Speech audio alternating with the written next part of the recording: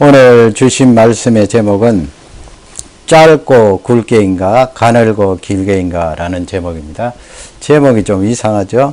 짧고 굵게인가 가늘고 길게인가. 이 세례 요한이 죽임을 당하는 내용이 마가복음 6장에도 나오고 또 마태복음에도 나오고 또 그 시점에 이 누가복음 7장에 예수님 하신 말씀이 기록되어 있습니다. 오늘 이 말씀을 통하여 우리가 생각하는 이 인생에 대해서 다시 한번 점검해 보기를 원합니다. 세례 요한은 참수를 당하지요. 그리고 예수님보다 몇 달 먼저 태어났습니다마는 그의 인생은 짧았고 또 마지막에 비참한 죽음으로 세상을 마감하고 하나님 품으로 가게 되는데요. 이 세례 요한을 보면서 우리가 성경적으로 정립해야 될 내용이 있습니다. 첫째 살펴볼 것은 양에 있는가라는 어마운트입니다. 짐승 양이 아니고요. 크기에 있는가 그 말씀입니다. 크기. 우리 인생이 크기에 있는가.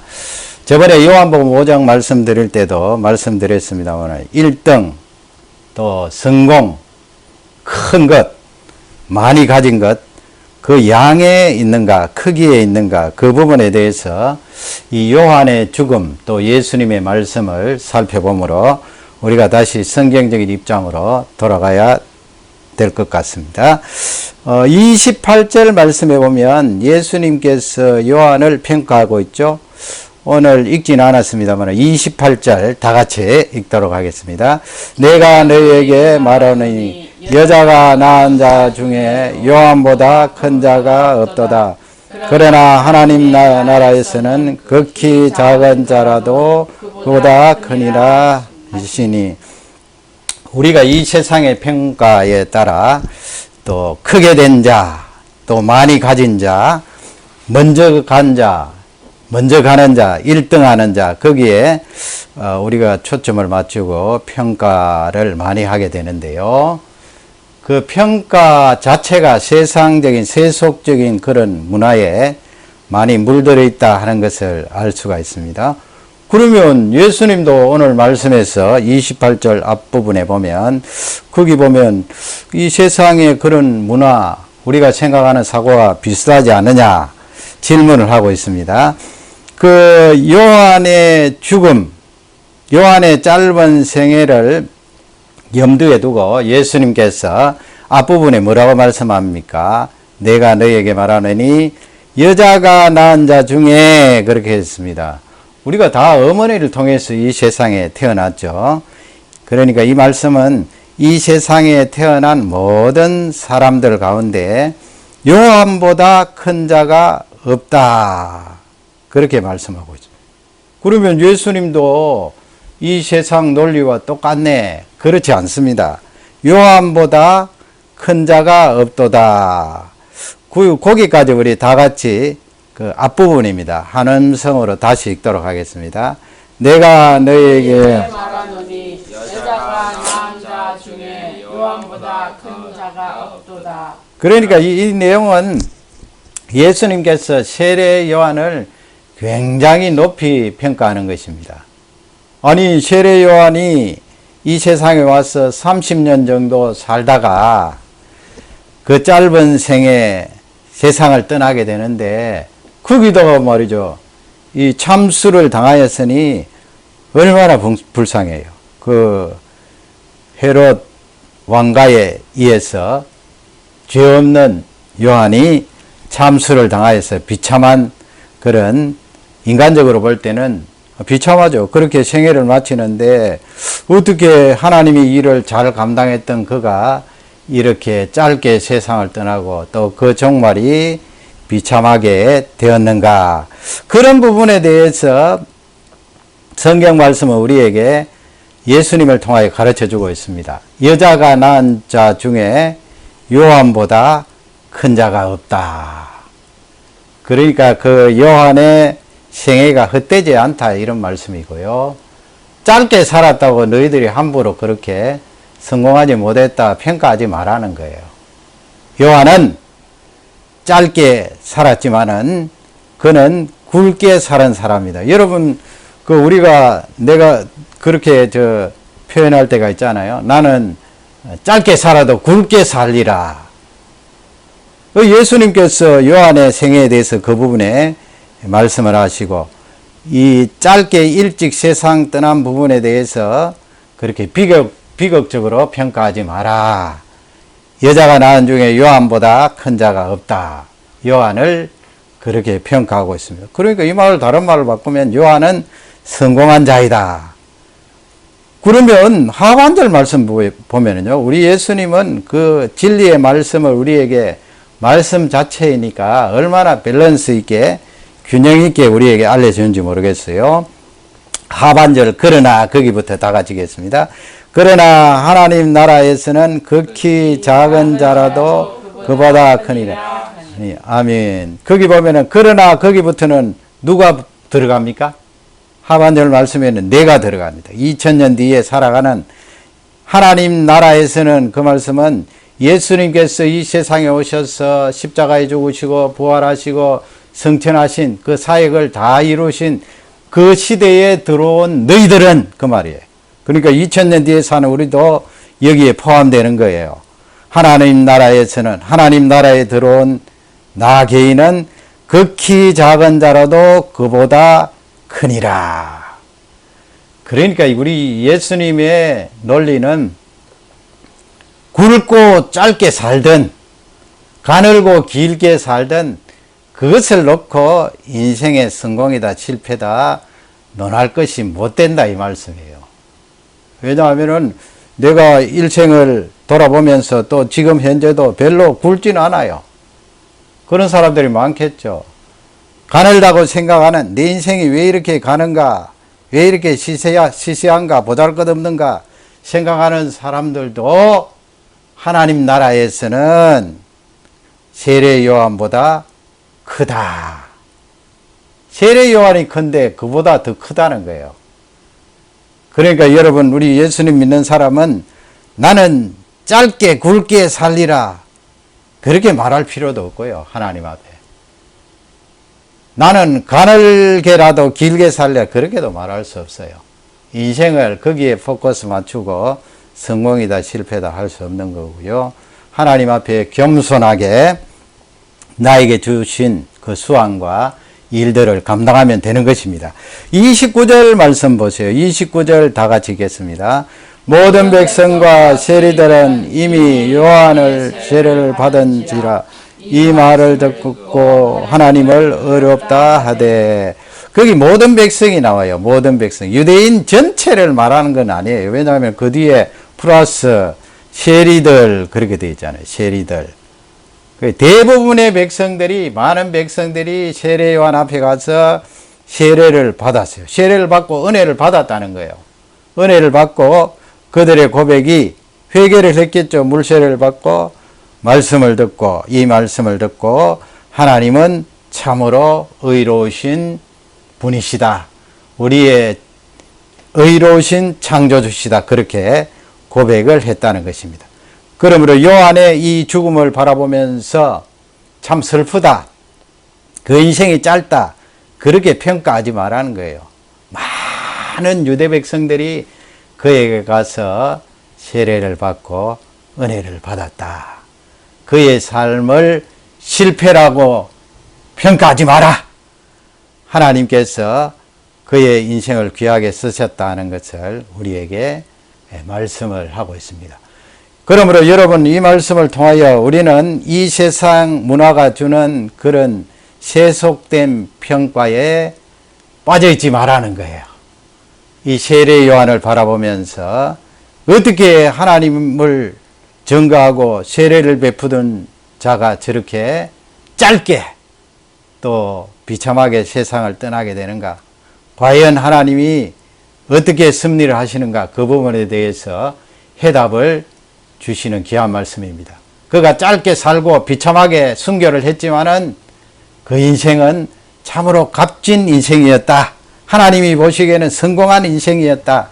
그렇게 평가하는 거고요.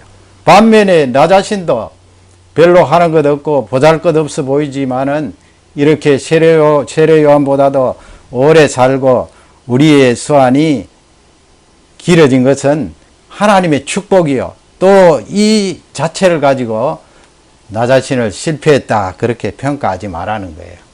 하나님 나라에서는 이보다 작은 자도 세례 요한보다 크다. 내가 복음 안에 들어와 있고 예수 그리스도의 십자가의 죽음과 부활을 체험했기 때문에 이와 같은 축복된 말씀이 우리에게 주어졌습니다. 그러면 두 번째, 뭐 짧고 굵게 살든 가늘고 길게 살든 더 중요한 게 있다는 거예요. 가장 중요한 것이 무엇인가? 그 부분에 대해서 백성들에게 예수님께서 세례 요한을 통하여 진리의 말씀을 주시고 계시는 것입니다. 그 부분이 뭐예요? 가장 중요한 것은 메시아를 영접했는가 거기에 있다는 거예요. 메시아. 내가 가늘고 길게든 굵고 또 짧게든 더 중요한 것은 그 속의 핵심은 내 속에 메시아를 모시고 있는가 거기에 있다는 거예요. 과연 여러분 내가 메시아를 모시고 있습니까? 메시아로 오신 예수 그리스도의 죽음과 부활을 체험했습니까? 그분을 모시고 있다면 내 인생은 성공한 인생이다 그렇게 평가할 수 있다는 거예요. 20절 말씀을 다 같이 읽도록 하겠습니다. 그들이 예수께 나와 이르시되 세례 요한이 우리를 보내어 당신께 여쭤보라고 하기를 오실 그이가 당신이 오니까 우리가 다른 일을 기다리오리까 하더니 오실 그이가 당신입니까? Are you the one who you was? 그런 말씀입니다. 오실 그이가 바로 당신입니까? The one, 그 말씀은 메시아입니까? 이 말씀이에요. 그 구약 성경 자체에 오실 메시아에 대해서 계속해서 말씀하고 계시죠. 유대인들도 그것을 믿고 기다리고 있었습니다. 그래서 이 표현은 누구나 알 수 있는 표현이에요. 유대인들이 오실 그이가 당신입니까? 이 표현을 들을 때, 여기 그이는 바로 메시아를 가리키는구나 하는 것을 알 수가 있는데요. 세례 요한이 옥중에 있으니까 아무래도 나약해져 있겠죠. 누구나 마찬가지잖아요. 또 인간인지라 불안하기도 하고 여기서 내가 이 젊은 나이에 사역을 감당하다가 세상을 떠나는 것이 아닌가. 그런데 분명히 예수님 세례 베풀고 또 세례 요한이 성령의 능력으로 그 예수님을 바라볼 때 틀림없이 메시아라는 그런 고백과 확신한 믿음을 가지고 있었지요. 그런데 예수님께서 하시는 사역을 보니까 이 로마 나라를 쳐부수고 이 악한 자들을 헤롯 궁에 있는 악한 자들을 물리치시고 또 유대 왕국을 건설하는 메시아의 사역을 하지 않는 것처럼 보여요. 열심히 말씀을 전하시고 질병을 고치시고 사역을 감당하시는데 세례 요한이 생각했던, 그러니까 유대인들이 생각했던 그런 메시아하고는 조금 이상하다 그렇게 생각하고 있었는데 자기가 감옥에 있는데 도무지 예수님 꺼내주지도 않고 해결해주지도 않고 그렇게 하니까 이 메시아의 확신에 대해서 흔들렸던 것 같아요. 그 사람 다 마찬가지겠죠. 그러니까 제자들을 보내어서 오실 그 메시아가 예수님 당신입니까? 그렇게 질문하고 있는 내용이에요. 21절 보면 마침 그때에 예수님께서 어떤 사역을 감당하셨는가 누가 의사가 성령의 감동으로 기록하고 있죠. 21절을 읽습니다. 마침 그때에 예수께서 질병과 고통과 및 악기 들린 자를 많이 고치시며 또 많은 맹인을 보게 하신지라. 그때 당시에 예수님의 사역이 요한 감옥에 들어가 있을 때 이런 질병 고치시는 신유 사역을 많이 했어요. 그 가운데 여러분 거기에 악기 들린 자, 귀신 들린 자, 또 거기 보면은 하반절에 보면 시각을 잃은 그런 장애인들 보게 하셨어요. 그래서 예수님께서 예수 그리스도의 그 사역을 세례 요한에게 소개를 해요. 그 내용이 22절에 나와 있는데 22절 깁니다만 우리 또 읽겠습니다. 예수께서 대답하여 이르시되 너희가 가서 보고 들은 것을 요한에게 알리되 맹인이 보며 못 걷는 사람이 걸으며 나병 환자가 깨끗함을 입으며 귀 먹은 사람이 들으며 죽은 자가 살아나며 가난한 자에게 복음이 전파된다 하라. 아멘. 거기 여러분 몇 가지 그런 불치의 질병이 고침을 받나요? 불치의 장애가 고침을 받아요? 거기 눈에 들어오는 게 있잖아요. 보며 그렇게 되어 있습니다. 요즘도요, 이 시력에 대해서 안과 의사 선생님들이 못하는 것이 너무나 많죠. 거기에 뭐 태어날 때부터 시력을 잃은 사람, 요즘도 못 고치는데 옛날에 어떻게 고쳐요? 그러나 우리 예수님이 이 세상에 오셔서 시각을 잃은 그 장애인들을 보게 하셨다. 고치며 하지 않고 보며 그렇게 되어 있어요. 예수님이 그렇게 봤잖아요. 예수님의 능력으로 보게 되고, 못 걷는 사람이 걷고, 구체적이죠. 나병 환자가 깨끗함을 입었어요. 나병 환자가 그 균이 떠나가고 깨끗함을 받았어요. 또 귀먹은 사람이 농아들이 들으며 죽은 자가 살아나요. 나사로 죽은 자 살아났죠. 가난한 자에게 복음이 전파되는 6가지. 왜 예수님께서 이 말씀을 하셨어요? 제자들에게 너희들 가서 요한에게 다른 말을 하지 말고 오실 그이가 나다. 그 말씀 대신에 여기에 나오는 6가지를 제시하면서 너희들이 위트니스, 증인이 아니냐, 보고 들은 그대로 요한에게 이야기하라. 이 말씀은요, 바로 메시아가 이 세상에 오시면 이런 사역을 감당한다 하는 내용을 예수님이 말씀하신 거예요. 이사야 29장, 이사야 35장, 이사야 61장, 메시아께서 이 세상에 오시면 어떤 사역을 감당하시는가, 그 사역 가운데 질병치유 사역, 너희들이 메시아가 이 세상에 오셔서 불치의 병이 이렇게 치유되는 것을 보면 그이가 메시아인 줄 알아라. 그게 이사야 선지자를 통하여 벌써 몇백 년 전에 예언된 말씀이에요. 성경 읽어보세요. 이사야 29장, 이사야 35장, 이사야 61장, 거기에 보면은 앞을 보지 못하는 사람이 보게 되지요. 다리를 쓰지 못하는 사람이 걷게 되지요. 나병 환자들이 깨끗함을 받죠. 얼마나 죽은 사람이 살아나죠. 이 세상에 어떤 의사가, 어떤 선지자가 이와 같은 기적과 능력을 드러낼 수가 있습니까? 완벽하게 우리 예수님은 메시아로서 이 세상에 오셔서 이 사역을 감당하시면서 내가 바로 오실 그이다, 메시아다 하는 것을 증거했던 것입니다. 자, 23절에 보면 예수님이 이 말씀을 합니다. 다 같이 읽습니다. 누구든지 나로 말미암아 실족하지 아니하는 자는 복이 있도다 하시니라. 지금 이 말씀은 누구든지 했지만 요한을 포함하고 있어요. 요한이 지금 감옥에서 갸우뚱하잖아요. 과연 예수님이 메시아가 맞는가? 메시아라면 왜 이렇게 사역의 방향이 자기가 생각하는 방향하고 조금 틀리게 나아가시는가? 나약해진 요한이 그렇게 지금 마음에 약간의 시험이 들어왔어요. 시험. 실족했단 말이죠. 걸려서 넘어진 거예요. 감옥이라는 고통, 또 이 죽음이라는 어두운 그림자가 그를 감고 있었기 때문에 누구든 불안해할 거 아니에요. 지금 시험에 들어서 실족하기 직전이에요. 그래서 예수님이 누구든지 나로 말미암아 실족하지 아니하는 자는 복이 있다. 거기서 넘어지면 안 된다는 말씀이에요. 내가 바로 메시아다. 이 사역에 증거하는 제자들의 말을 듣고 요한 너도 정신을 바짝 차리고 나를 붙들어라 이 말씀입니다. 그래서 예수님이 요한에게 간접적으로 하시는 말씀은 네 인생이 지금 짧고 조금 있으면 순교할지도 모르는데 거기서 메시아인 나를 놓아버리면 어떻게 하느냐. 네가 짧게 살든 굵게 살든 네 인생이 마감이 되든 가장 중요한 것은 메시아인 나를 붙들어야 된다 이 말씀이에요. 메시아. 여러분 이렇게 코로나 바이러스가 창궐한 이때에 우리가 붙들 게 뭐가 있어요? 의사 선생님을 붙들어요?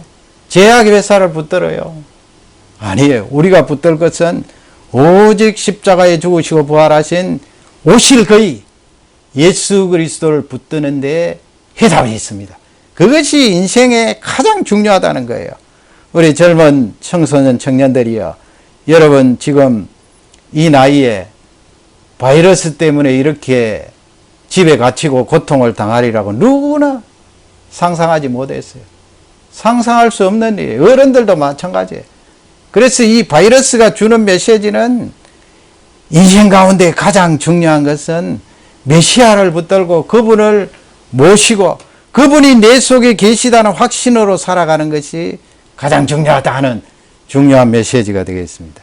28절 예수님께서 아까 읽은 말씀이죠. 28절 보면 하반절 그러나 거기서부터 다시 읽겠습니다. 그러나 하나님의 나라에서는 극히 작은 자라도 그보다 크니라 하시니 이 말씀이 아까 약간 설명을 했습니다만 하나님 나라에서는 이 말씀은 예수 그리스도의 죽음과 부활 성천을 통하여 우리에게 십자가의 죽음의 축복 부활의 축복 지금도 우리를 위하여 중보하시는 예수 그리스도의 그 사랑 중보의 능력을 체험한 사람은 하나님 나라에 들어온 사람이에요. 그 사람들은 극히 작은 자라도 세례 요한보다 크니라. 세례 요한이 받았던 그 축복보다도 더 놀랍다는 거예요.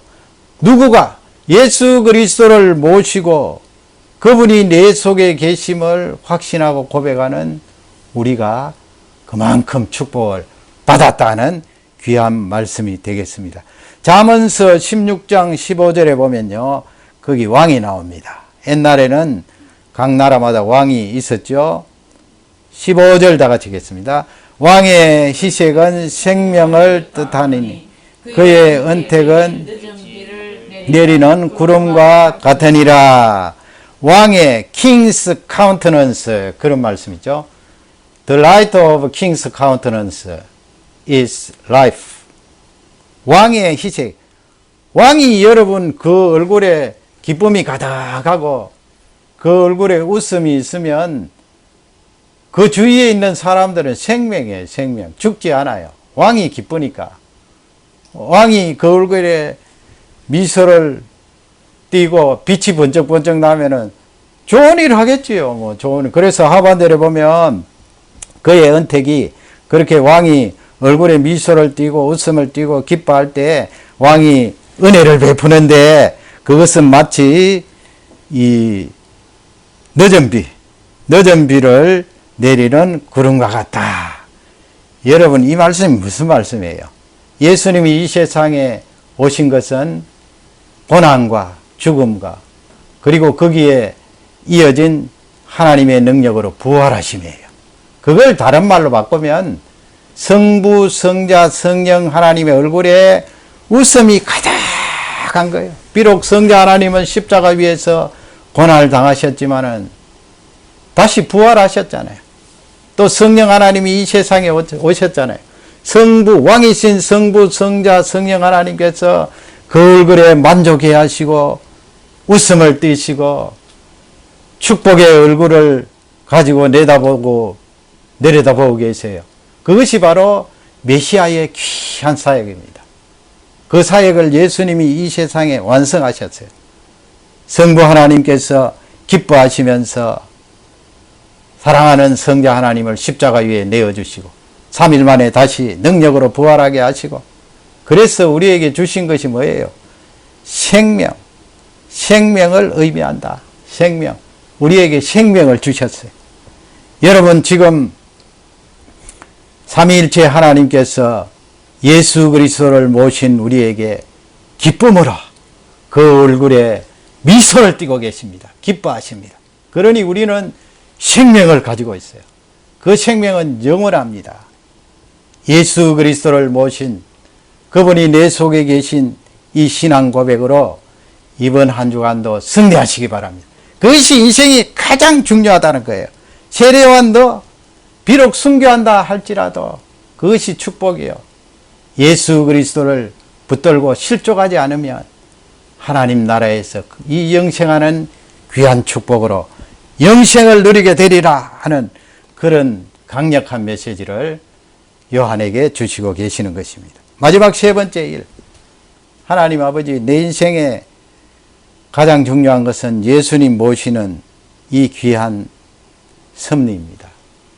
그러면 거기서 끝나는 것이 아니고 세 번째, 요한을 통하여 우리에게 예수님이 주시는 말씀은 메시아의 그 일입니다. 메시아의 그 일. 메시아. 너희들이 왜 크다고, 세례 요한보다도 크다고 말했느냐, 말씀했느냐.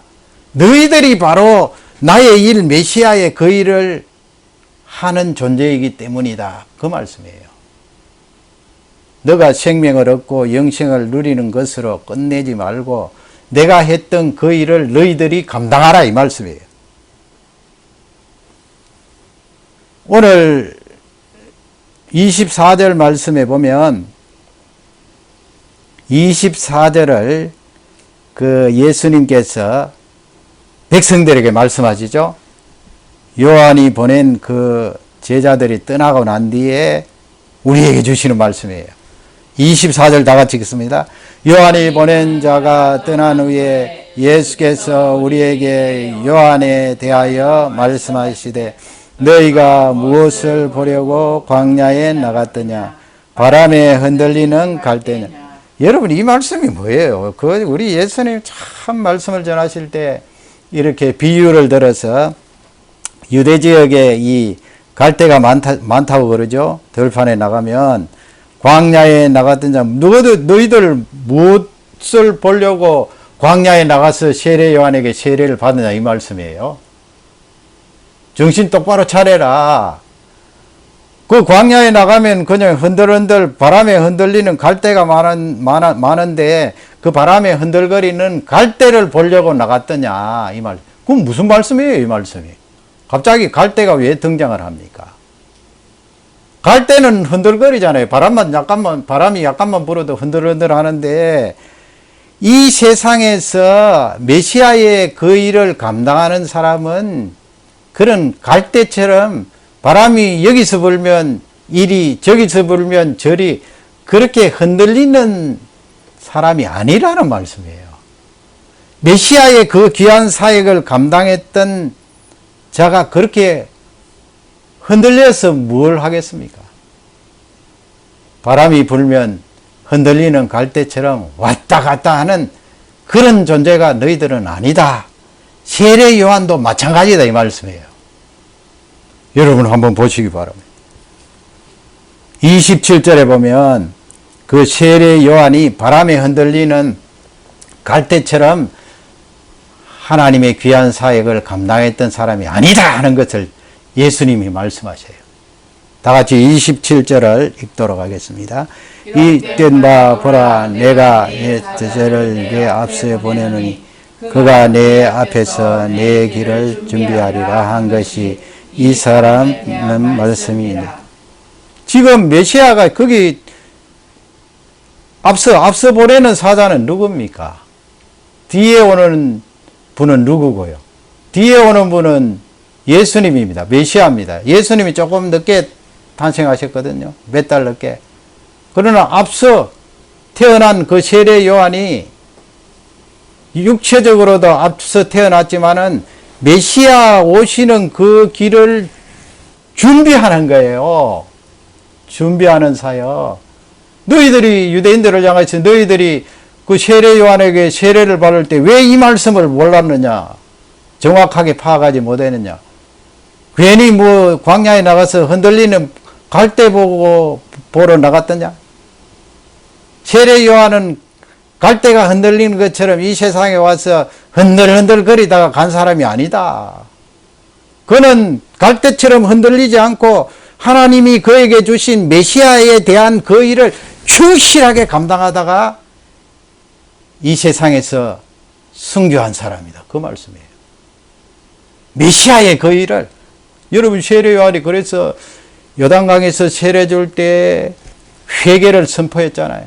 회개를 선포하면서 뭐라고 말씀했어요? 회개하라 천국이 가까웠느니라 선포했어요. 백성들이 그 세례를 받고 회개하면서 참으로 하나님은 의로우신 분입니다. 그래서 세례 요한이 예수님 사역 시작하시려고 할 때 그전부터 메시아를 영접할 수 있도록 사람들의 마음을 평지로 만드는 거예요. 평지. 사람들이 마음이 완악해서 돌이 가득하고 바위가 가득하고 골짜기가 있으면 어떻게 예수님을 영접해요? 그러니까 세례 요한이 요단강에서 세례를 베풀면서 내 뒤에 사역을 감당하시는 이분은 성령으로 세례를 베푸는 분인데 너희들 회개하고 그분을 메시아로 모셔라. 그렇게 귀한 사역을 감당했던 것입니다. 세례 요한은 흔들리는 갈대가 아니다. 메시아의 그 일을 충실히 감당했던 귀한 사람입니다. 여러분, 그래서 우리가 인생을 살아갈 때 내가 뭐 가늘고 길게 사느냐, 짧고 굵게 사느냐, 그거 가지고 따지지 마세요. 내가 메시아를 모셨느냐, 그게 가장 중요하고, 그 다음에 오는 것은 내가 그 메시아에 했던 사역을 감당하고 있는가, 그것이 중요해요. 메시아의 그 사역을 감당하는데 갈대처럼 이리 흔들리고 저리 흔들리고 왔다 갔다 하면 어떻게 세례 요한처럼 사역을 감당하겠어요? 물론 각자에게 주어진 메시아의 사역이 달라요. 뭐 그렇다고 해서 예수님처럼 십자가에 못 박혀서 죽으라, 그 말씀 아니에요. 작은 일이라도 메시아와 연관된 생명을 살리려고 하고 이 복음을 위해서 힘쓰기 위해서는 그 메시아의 일을 우리에게 허락했습니다. 그 너희들도 갈대처럼 바이러스 왔다고 이리 흔들리고 저리 흔들리고 하지 마라. 왜 흔들리느냐? 너희들이 해야 될 생명 살리는 메시아의 그 귀한 일이 있다. 그렇게 말씀을 하는데요. 저는 오늘 할아버지 한 분 소개하려고 해요. 파테르노라는 옹이라고 되어 있는데, 옹은 잘 아시죠, 여러분? 할아버지를 높일 때 옹이라고요. 옹. 그 관로에 숫자가 있어요. 96. 뭘 말할까요? 맞았습니다. 에이지, 나이입니다. 나이. 이탈리아에 사시는 할아버지인데요. 그 이탈리아 시칠리아 프라빈스에 있는 팔레르모 대학교에서 이 96세 된 할아버지가 며칠 전에 7월 29일 날 졸업했어요. 대단하죠, 여러분.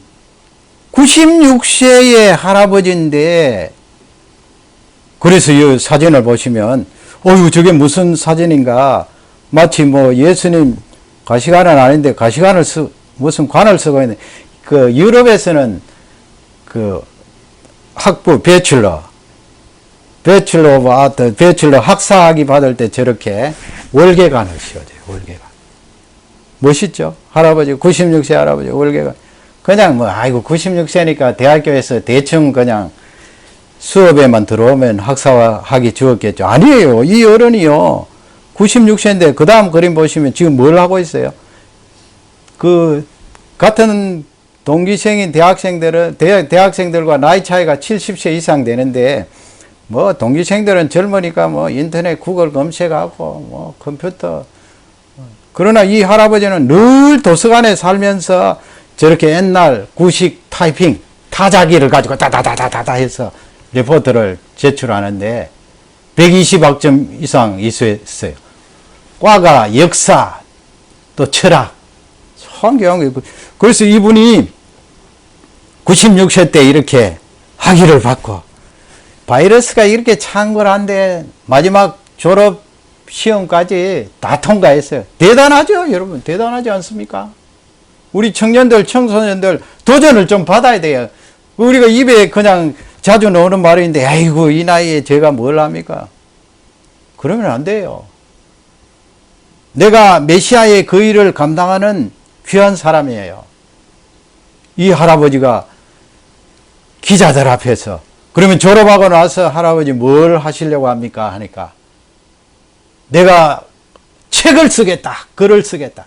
96세 할아버지가 글을 쓰겠다. 글을 써서 이 세상에 영향을 미치겠다.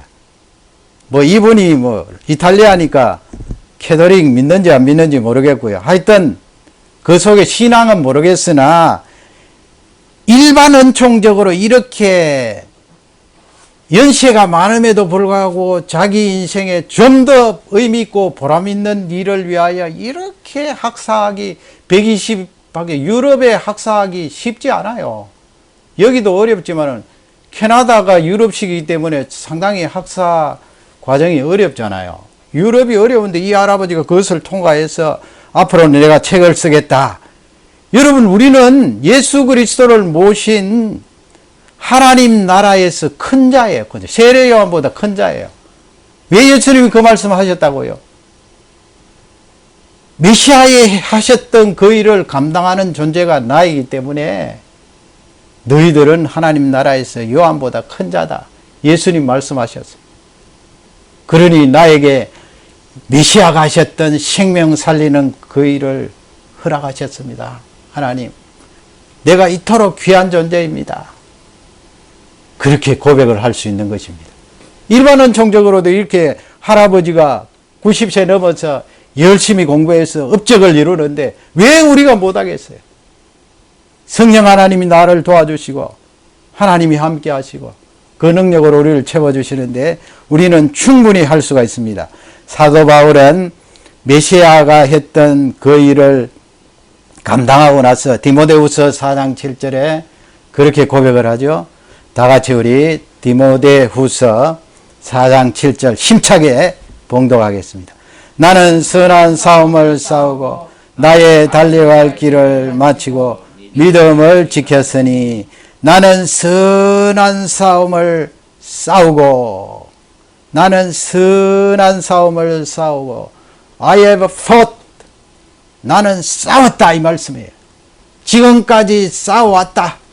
Good fight. 선한 싸움. 이게 뭐예요?